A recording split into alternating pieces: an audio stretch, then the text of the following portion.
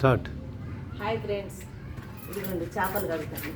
దానికి పసుపు ఉప్పు వేసి కడుక్కోవాలండి. నీట్గా పోతే నీట్గా కడుగు శుభ్రమైతే మేము ఈ రాయి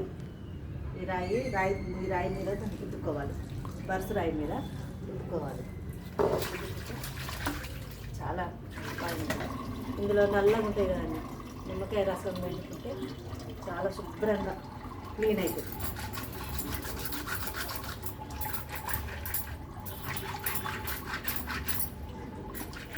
పసుపు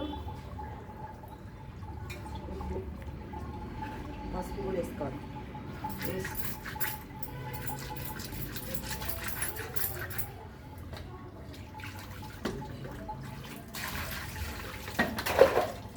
చూడండి ఇంత తెల్లగా నీట్గా